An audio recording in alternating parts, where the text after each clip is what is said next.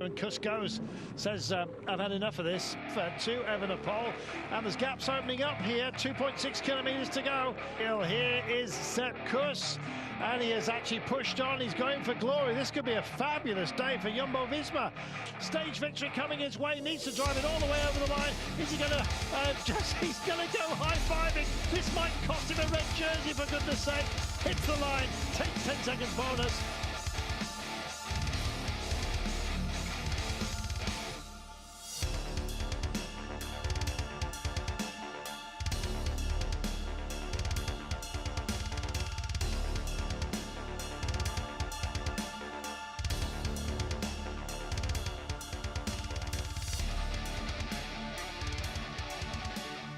Hello, everybody. This is Tyler Yonke, Between Two Wheels podcast, coming to you after Milano San Remo.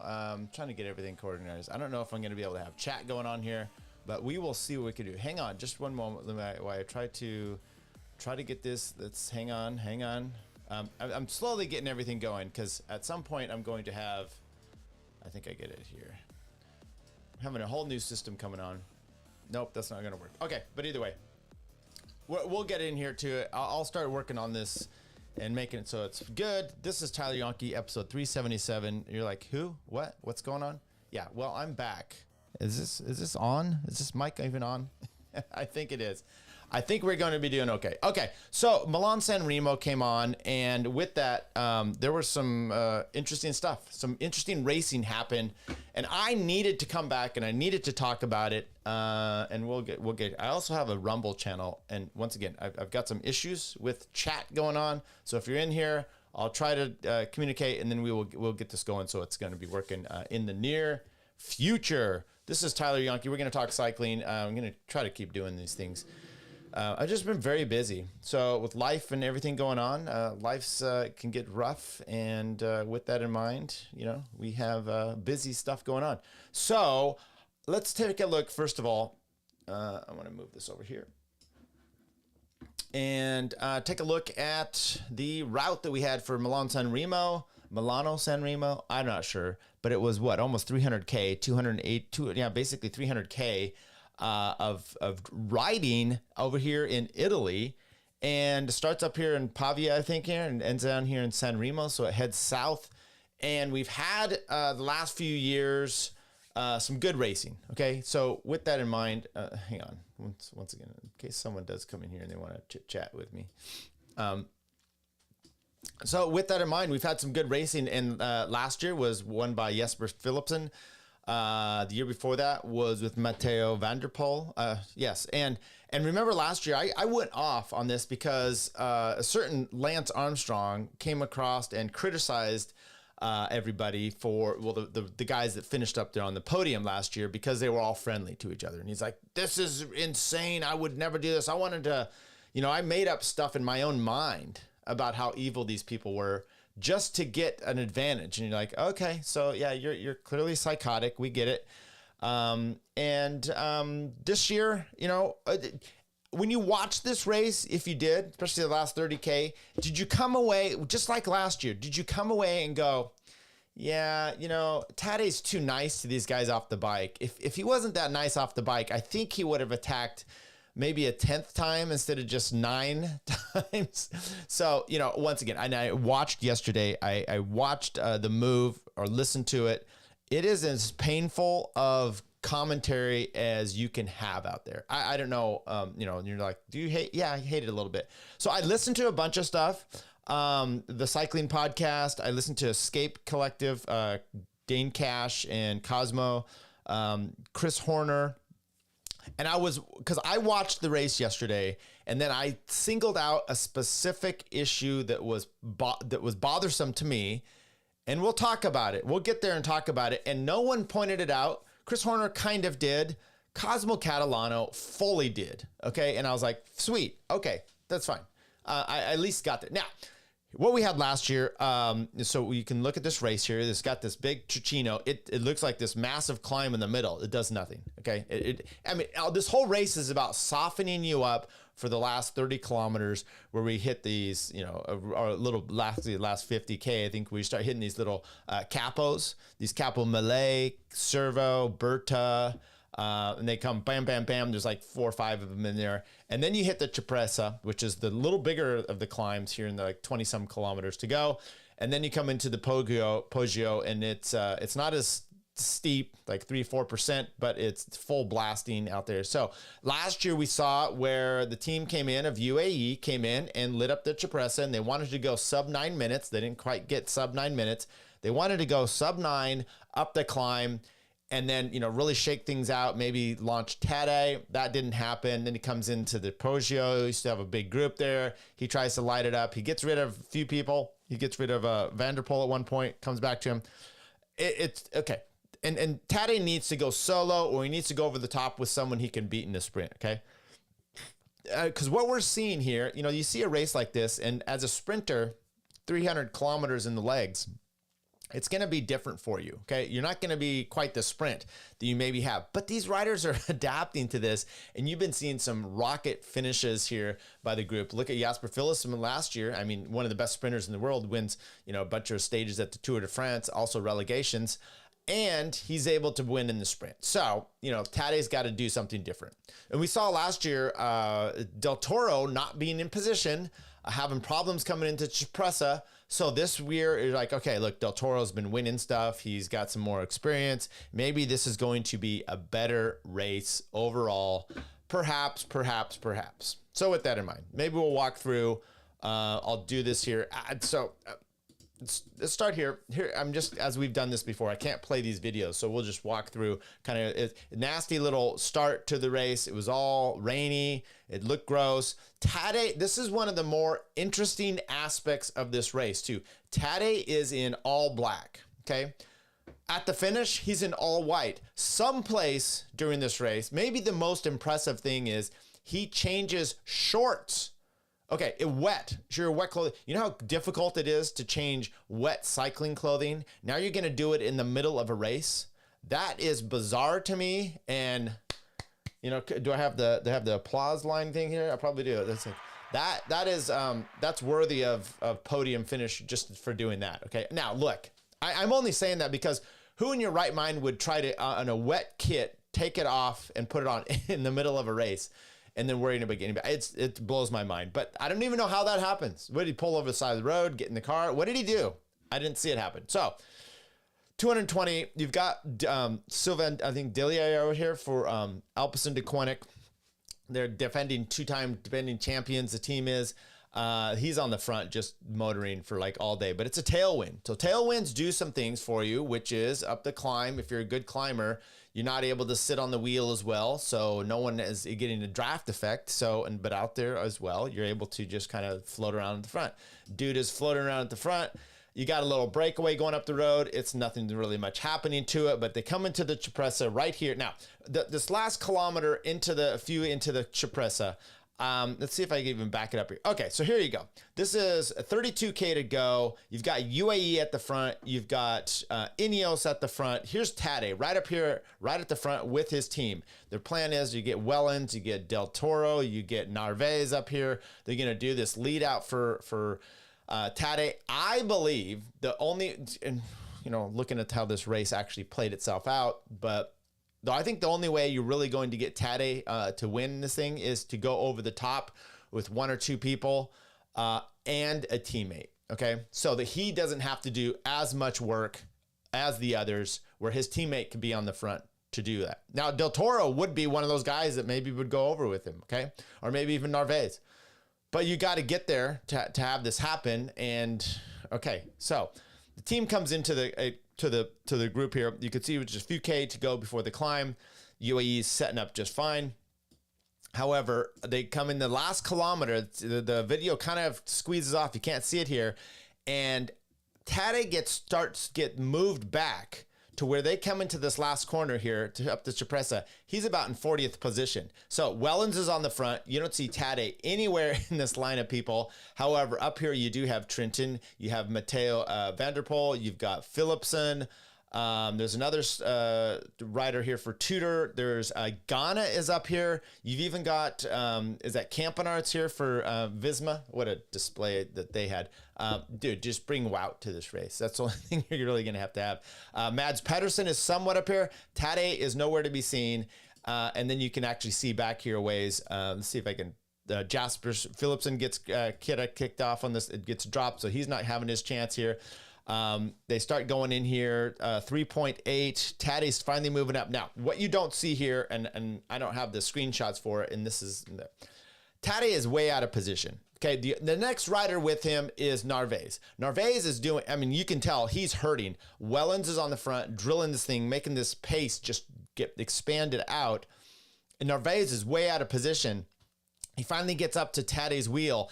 Tadej does a ton of work in the wind, bringing Narvaez up. It's the most, my mind's blown but I guess this is what you have to do. And the reason I'm kind of blown here is because Tadej, you're going to see all the work he does from the attack, and you've probably seen this, but so you're going to see all this attacking that he does. And if he doesn't have to do for a few kilometers, work his way from 40th up to, the first place position, dragging Narvaez up there. Maybe if Narvaez or Del Toro is out there actually doing his job, being in position, maybe he's got a different chance. I mean, this is called rocket fuel. And then do we have a little bit of enhancements to the rocket fuel? And Tadej just missed out. Sorry, spoiler. He just missed out on the win. So you got to have to look for things that go perfect and what you can improve on. Okay, well, that's definitely one. Matter of fact, there's that one point here where Narvaez is Tadej's bringing him up. And then finally you can see Tadej kind of puts his hand out and he's like, got to go. And so then Narvaez comes up to the front. Now, he comes up to the front and he does light this shit up, okay? So much so that Trentin is up here in position, bails. Everyone bails here, but Matthew van der Poel, Filippo Ganna, well, actually, they're all getting kind of spit out here. EF is having trouble as well. And then Tadej decides, basically 3 kilometers from the top, he decides to attack. Where's Pidcock? He's out of position. We don't see Trentin's out of position. EF doesn't have anybody. Mads Pedersen, he can't go with it. The only ones that can are Filippo Ganna initially, Matthew van der Poel, and Romain Gregoire. Who? Yeah, Gregoire comes in there. But Ganna has trouble because Tadej keeps attacking. So finally, Matteo comes around. Now, maybe some things here in hindsight that Matteo could have done. Now, does Tadej want all 3 of these, him and these 2 guys to go over? Probably. You want some help. And so I don't know that you need to keep getting rid of Filippo Ganna. But who's in, what do you need for these things? Tadej actually needs to go solo. He can't beat Matteo in a sprint. He probably can't beat Ganna in a sprint. Okay, so unless they're just worked. So that's not going to happen. So maybe you take him, maybe you keep trying to attack. So I think it is now or you let the group come back together and then, you have your teammates there to do this. But I think his whole thing is like, I need to do what I can. By the way, this whole situation, lighting it up as they did, I was absolutely loving this situation. So this was quite fantastic. Once again, Tadej keeps attacking. Matteo's on his wheel. Matteo takes a move here. Gregoire comes back in here, and you have groups. Now, when you have this group, you find there's is that Del Toro? Look at Del Toro's finally made his way up to the front. Well done. Okay, so anyway, they come down, they do these descents. It's fantastic. It's this great riding on the Cipressa. Here, I think we've actually got an intro image. There you go. Pretty cool. Is that graffiti? Perhaps. They started opening up the gap 30, 40 seconds, up to a minute, and all the guys are relaying back and forth. Ganna's doing polls too. And I don't know. I mean, I think Tadej needs Ganna there because then you can start having the riders play off of each other. And if those guys are attacking and maybe they have to cover or there's hesitation, maybe, something happening. You can't keep all doing it. But Ganna never got a chance to do any moves because he was always trying to claw his way back. He doesn't have the spring that these two, which is interesting. On the climb, Tadej is able to get away from him and sprint away. But on the flat, pure power, he probably does sprint a little bit better. I disagree with some people out there that was saying that Ghana he's a better sprinter. Van der Poel has proved over and over he can mix it up in the big sprints, just like Wout does. But this was a fantastic trio. You got GC rider, world champion. You've got former world champion, a guy that's won this race before, and Filippo Ganna, who's just did great at Tirreno Adriatico. Should have expected all this from these people. And obviously, former world time trial champion. So Tadej hits the Poggio. He just lights it up immediately. They get rid of Ganna. Ganna does not come back to them properly on the Poggio again, but he's always just clawing back and forth. Why? Because Tadej and Matteo keep going back and forth, and the pace goes kind of up and down. Yet their times, I think it's still one of the faster ones up here. They did go sub 9 minutes. They went 8:15, 8:55 or something like that up the Cipressa. But Tadej tacks, I think, no less than 5 times up this climb. Cannot get rid of Matteo. And at one point, his face, he had the pain face even going here. But similar to where Tadej attacked the last time over the top, here goes Matteo, 6.1 to go. Puts in a dig and does put Tadej in a spot of bother. And Tadej does actually claws way back up to him. You can see this here. Let's go right over here. Gets his way back up to Matteo. And when he does, that would have been the time to counter. But there was a little video I found of these two talking. And he's like, you had me on the limit. I was just glad to get back up to you. So that would have been the move, though, if Tadej hasn't. Maybe this is what you have with Del Toro there doing some of the work. He's not able, he keeps going. Maybe when Matteo actually does an attack, Tadej is actually able to counter because he hasn't been emptying himself all the time. He actually has a teammate to go and do some of this work with him. Perhaps. I mean, I think Del Toro could have possibly stuck with them over the top. And so it's a disappointing. And I don't know if that's their theory or their strategy. They wanted to shred themselves of everybody. Now, should Matteo have been doing these kind of attacks himself? I mean, he's a big boy, and I think he wanted to express the fact that he had incredible fitness. He said he was hurting on the Cipressa much more than the Poggio.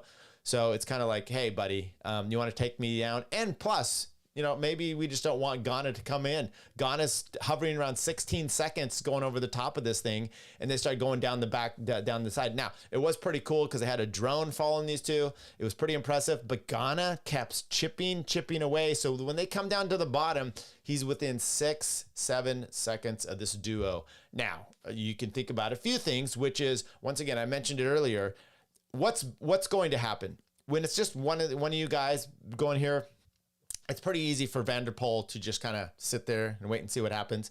Tadej, if he was maybe playing a little, the odds game here, he sits up and lets Ganna come, maybe lets Ganna attack. Now, his attack, Van der Poel's then got to do a pull to come back to him, right? I mean, Van der Poel's got to be worried about Ganna for the sprint, for the win. So now you have these kind of, hesitation games. And maybe that's the way that you work this so that it all comes into, fruition here. With that in mind, though, Tadej's taking poles. He doesn't want this to come down to this. For some reason, he thinks he's got it over Van der Poel. They come into, you can see this, 0.9 kilometers. Ganna's up there. Now, here's the weird situation. They come around this. There's a few little swings in this thing before this happens. I get Tadej puts himself on the very back. So it's Van der Poel leading this out in the front. They're not doing a proper lead out. Ganna's on his wheel, and then Tadej. And then Tadej takes a gap off the back. You can see this over here. He gaps himself. You can tell, I knew exactly what he's doing. He wanted to get a run at it so that when he hit them, there was a gap between, they couldn't just jump on his wheel. Okay, but they're at like 350 or so to go here. So it's a little bit, he's got to wait. But it also is like, okay, but what if one of these other guys jumps first? You're not going to be able to get on their wheel, and then you're going to have to close a lot of distance, and that's going to be problematic. Ganna, he doesn't even get on the wheel. I don't understand why he's over on the right-hand side. Maybe I guess he's worried about Tadej. He wanted to see him coming. But if Van der Poel jumps, which he actually does here at 300 to go, an instant gap forms between Van der Poel and Filippo Ganna. Filippo Ganna cannot close it down. Tadej tries to close down because now he's got a gap too. They're out spread all over the place. And as soon as Van der Poel goes, he's like, look, they expected me to wait for this thing to come short. So I went long. And, you know, he's got the legs for it, especially if there's 300 meters. Very impressive. You can see here, there's a decent gap. The overhead showed actually a much bigger gap, 10 meters or so from the line. He's able to just kind of post up, and it's a 1, 2, 3. Once again, Tadej can't get inside the top two. Thought maybe he was going to at least get second place. On the field sprint here, you had Michael Matthews, Caden Groves, and what's his name? Used to be with EF here. I'll get to the results here in a second. But pretty dramatic. Here's a little bit of the overhead. Never really pulling these guys back. They were all be able to stretch it out. Tadej did come a little bit into the wheel of Ghana. There you go. Filippo Ghana, second place to Van der Poel. Tadej Pogacar in third place, 43 seconds back.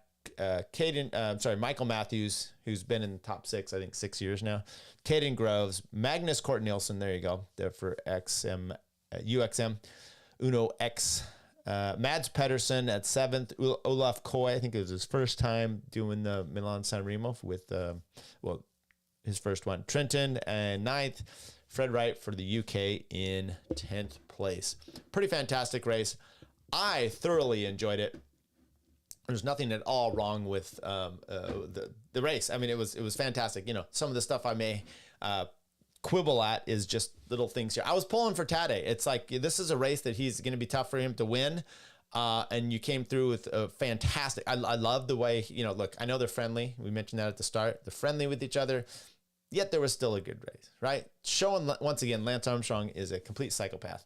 Are there any Americans that even came anywhere? Were there even any Americans in this race? 2 of them. Nilsson, that's right. Nilsson Palace, he came in through with that second group. He did wreck earlier on the day. And Kevin Vermarka, who's had a good race here before. 76th place, 238 back. Not so stellar there. Where was Pidcock?